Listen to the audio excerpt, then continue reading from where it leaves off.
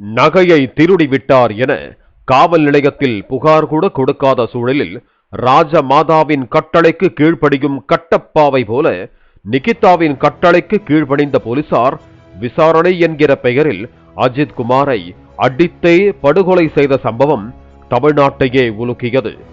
அதே நிகிதா மீது பலரும் பல்வேறு மோசடி புகார்களை கொடுத்துக் கொண்டே இருக்கிறார்கள். ஆனால் புகார்களை வாங்கிக் கொண்டு அவர் மீது எந்த நடவடிக்கையும் எடுக்காமல், ஏன் விசாரணைக்கு கூட நிகிதாவை அழைக்காமல் வாஷிங் பவுடர் நிர்மா சொட்டு நீளம் போடாத குறையாய் காக்கி சட்டையில் இருந்து வெள்ளை ஆடை தரித்த சாதுக்களாக மாறிக்கொண்டிருக்கிறார்கள் காவல்துறையினர் என குற்றச்சாட்டு எழுந்துள்ளது. அவரு என் கூட படிச்சவர் தான். 94 96 MBA ஒன்னா படிச்சோம். ஃப்ரெண்ட்ஸ் தான். கோயிலில் நடந்த சம்பவம் அதை வச்சுதான் இப்ப நாங்க கம்ப்ளைண்ட் கொடுத்துருக்கோம். மொத்தம் எவ்வளவு அமௌண்ட் கொடுத்துறீங்க? நான் வந்து 49 லட்சம் கொடுத்தேன். திருப்புவனம் அஜித்குமார் மீது நகை திருடியதாக புகாரளித்த பேராசிரியர் நிகிதா மீது தொடர்ந்து மோசடி புகார்கள் குவிந்த வண்ணம் உள்ளன. ஏற்கனவே 2011ஆம் ஆண்டு திருமங்கலம் பகுதியில் அரசு வேலை வாங்கித் தருவதாக கூறி பண மோசடி செய்த விவகாரத்தில் வழக்கு பதிவு செய்யப்பட்டு கைது நடவடிக்கை என்பது மேற்கொள்ளப்பட்டுள்ளது. அப்போது பிணையில் வெளிவந்த நிகிதா தமிழ்நாட்டில் பலரிடமும் மோசடியில் ஈடுபட்டிருப்பது தற்போது வெளியாகி வருகிறது. அந்த வகையில் சென்னை எழும்பூர் காவல் நிலையத்தில் செந்தில்குமார் என்பவர் நிகிதா மீது புகார் அளித்துள்ளார். 2011ஆம் ஆண்டு தலைமைச் செயலகத்தில் துணை முதல்வரின் உதவியாளரை தெரியும் என கூறி அரசு வேலை வாங்கித் தருவதாக சுமார் 48 லட்சம் ரூபாய் ஏமாற்றியதாக மீண்டும் புகார் அளித்துள்ளார். குறிப்பாக அவர் அளித்த புகாரில் மதுரை திருமங்கலம் ஆலம்பட்டியை சேர்ந்த கவியரசு என்பவர் கோயம்புத்தூரில் MBA படித்த போது நண்பராக இருந்ததாக தெரிவித்துள்ளார். 2011ஆம் ஆண்டு சென்னையில் தன்னை தொடர்பு கொண்டு தலைமைச் செயலக ஊழியர் ஒருவரை நெருக்கமானவர் எனவும் தனது சகோதரியான நிகிதா பேராசிரியர் பணியில் பணியிட மாற்றம் தொடர்பாக அந்த ஊழியரை சந்திக்க அழைத்துச் சென்றதாகவும் தெரிவித்துள்ளார்.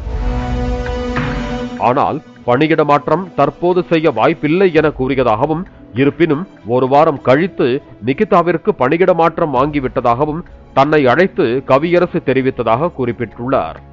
ஒரே வாரத்தில் எவ்வாறு பணியிட மாற்றம் வாங்க முடியும் என கேட்டதற்கு தனக்கும் அரசு வேலை வாங்கித் தருவதாக கூறி நம்ப வைத்ததாக தெரிவித்துள்ளார். இதில் நம்பிக்கை வைத்து தனது மனைவி மற்றும் மைத்துனருக்காக வேலை வாங்க வேண்டும் என கூறி கவியரசு கேட்ட பணத்தை செந்தில்குமார் கொடுத்ததாக கூறப்படுகிறது. பின்னர் கவியரசுவின் தாயார் சிவகாமி மற்றும் தங்கை நிகிதா தொலைபேசியில் ஆசை வார்த்தை காட்டி அரசு வேலை கண்டிப்பாக வாங்கித் தருவதாக கூறி நம்ப வைத்ததாகவும் செந்தில்குமார் கூறியுள்ளார். அதன்படி வங்கி வழியாக 16,68,000 ரூபாயும் நேரில் 32 லட்சம் ரூபாயும் கொடுத்ததாக கூறப்படுகிறது. ஆனால் வேலை வாங்கி தராததால் தொடர்பு துண்டிக்கப்பட்டதாக செந்தில்குமார் கூறியுள்ளார்.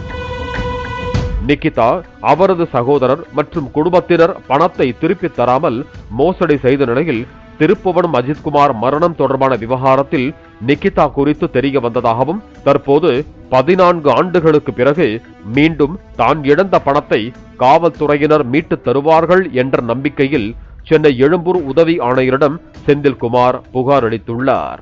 அவரு என் கூட படிச்சவர் தான். 94 96 MBA ஒன்னா படிச்சோம். ஃப்ரெண்ட்ஸ் தான். நம்பிக்கை மோசடி அது மாதிரி 2011 இது மாதிரி அவர் தங்கச்சி ப்ரொஃபஸர் புதுக்கோட்டையிலேருந்து கோயம்புத்தூருக்கு ஏதோ டிரான்ஸ்ஃபருக்காக வந்தார். இங்கே என்னையும் கூட்டி போனார். தலைமைச் செயலகத்தில் முக்கியமான ஒரு உயர் அதிகாரியை பார்த்தோம் உயர்கல்வித்துறையில். அவர் இப்போ முடியாதுங்க, 3 மாதம் கழிச்சு தான் உங்களுக்கு கவுன்சிலிங் வரும், அதில் பாருங்க, அப்படி இல்லைன்னா ஹெல்ப் பண்ணுறேன் அப்படின்னு சொன்னார். இவர் யார் மூலியமாக வந்தாருன்னா சவுத்தில் ஒரு முக்கியமான ஒரு MP சொல்லி வந்தார். நான் கூட ஃப்ரெண்டுங்கிற மட்டும் துணைக்கு போனேன். ஒரு வாரம் கழிச்சு எனக்கு ஃபோன் பண்ணுறாரு, நான் என் தங்கச்சிக்கு ட்ரான்ஸ்ஃபர் வாங்கிட்டேன். எப்படிப்பா இது மாதிரி அவரே சொன்னார், எப்படி வாங்கினேன் அப்படின்னா, இது ஒரு பொய், துணை முதலமைச்சர் அலுவலகத்தில் ஒருத்தர் தெரியும், அவர் மூலியமாக வாங்கிட்டேன். அப்போ நான் ஓகே சரி அவர் நல்ல விஷயம்பா அப்படின்ட்டு வச்சு, அப்புறம் 2-3 நாள் கழிச்சு அவரே திரும்ப ஃபோன் பண்ணுறாரு. அவரே இன்னும் நிறைய வேலை வாங்கி தரதா சொல்கிறாரு, உனக்கு ஒய்ஃபுக்கும் ஃப்ரெண்ட்ஸு வேறு யாராவது இருந்தாலும் சொல்லு அப்படின்றாரு. இல்லை நான் யோசிச்சு வரேன்றேன். அப்புறம் ஃபஸ்ட்டு என் மைத்தினருக்கும் என் ஒய்ஃபும் கொடுக்குறோம். அப்புறம் இன்னும் சேர்ந்தவங்க சில பேர் தெரிஞ்சுக்கிட்டு கொடுக்குறாங்க. அப்புறம் எங்கள் கிளாஸ்மேட்டு அவனுக்கு ஃப்ரெண்டு தானே, அவன் மூலியமாகவும் நம்ம எல்லாம் கொடுத்துருக்கோம்னு சொல்லி இப்படி வாங்கி ஏமாற்றி கடைசியில் ஒரு ஃபைன் மார்னிங் வரும்னு சொன்னாரு. வரவே இல்லை கடைசி வரைக்கும். வருஷமா வரல? ஒரு 1 மாசத்துல வேலை வந்துருன்னு சொல்லி தான் வாங்கினது நம்மள்ட்ட. பட் வரல. திரும்ப மார்ச்சுக்கு அப்புறம் கேட்டா இவ்வளவுக்கு நான் பேங்க்ல அக்கௌண்ட்லயும் கொடுத்துருக்கேன் பணம். நேர்ல போய் கொடுத்துருக்கேன். அப்புறம் வீடு பூட்டி இருக்கு, போன் எடுக்கல, சுவிட்ச் ஆஃப், எல்லாருமே சுவிட்ச் ஆஃப், குடும்பத்தோட அப்ஸ்காண்டிங். அங்க போனா வீடு பூட்டி இருக்கு. பக்கத்துல கேட்டா சார் 2 நாளா ஒரே கூட்டமா வந்துச்சு, இதை வேலை வாங்கி தரேன்னு சொல்லி உள்ளூர்ல எல்லாம் ஏமாத்திருக்காங்க, வீடு பூட்டிட்டு அப்ஸ்காண்டிங் ஆயிட்டாங்கன்னு. நான் உடனே அந்த நிகிதாவை பாக்குறதுக்கு கோயம்புத்தூர் காலேஜுக்கு போறோம். அங்க போய் தான் உண்மையே அப்புறம் தான் தெரியுது எங்களுக்கு. என்னமா இந்த மாதிரி ஒரு இன்ஃபுளுன்ஸ் பண்ணி தானே டிரான்ஸ்ஃபர் ஆனதா சொன்னா அப்படின்னு கேட்டா, அந்த அம்மாவும் போன் சுவிட்ச் ஆஃப். அப்புறம் பிரின்சிபலை பார்த்து கேட்டோம். ஐயோ அப்படிலாம் இல்லைங்க சார், இவன் வந்து பனிஷ்மெண்ட் டிரான்ஸ்ஃபர் இது, அங்க பிரின்சிபல் ஏதோ அடிச்சு போட்டுட்டு அது 2 பேரும் சண்டையில இங்க மாத்திட்டாங்க அப்படின்னு. அப்பதான் இதை பயன்படுத்தி இது மாதிரிலாம் உண்மையாவே திட்டமிட்டு ஏமாத்திருக்கு தெரிய வந்துச்சு. செந்தில்குமார் அளித்த புகாரின் அடிப்படையில் எழும்பூர் போலீசார் தற்போது முதற்கட்ட விசாரணை மேற்கொண்டுள்ளதாகவும், நிகிதா, அவரது சகோதரர் கவியரசு மற்றும் குடும்பத்தினர் மீது வழக்கு பதிவு செய்து விசாரணை நடத்த நடவடிக்கை மேற்கொண்டு வருவதாக சென்னை காவல்துறை தரப்பில் தெரிவிக்கப்பட்டுள்ளது. ஆனால் நிகிதாவை அழைத்து விசாரணை கூட செய்யவில்லை என்று கூறப்படுகிறது. நிகிதாவின் வாய்மொழி உத்தரவுக்கு கட்டுப்பட்டு ஒருவரை விசாரணைக்கு இழுத்து சென்று அடித்துக் கொல்லும் அளவுக்கு சென்ற காக்கிகள் அதே நிகிதா மீது கொடுக்கும் மோசடி புகார்களுக்கு மட்டும் விசாரணை கூட செய்யாமல் பம்முவது ஏன்? அப்படி என்றால் நிகிதா அவ்வளவு செல்வாக்கு மிக்கவரா என பொதுமக்கள் மத்தியில் அடுக்கடுக்கான கேள்விகள் எழும்பிக் கொண்டே இருக்கின்றன. பாலிமர் செய்திகளுக்காக சென்னை செய்தியாளர் கதிரவன். பிளே ஸ்டோர் மற்றும் ஆப் ஸ்டோரில் இருந்து பாலிமர் செயலியை QR கோடு மூலம் பதிவிறக்கம் செய்யுங்கள்.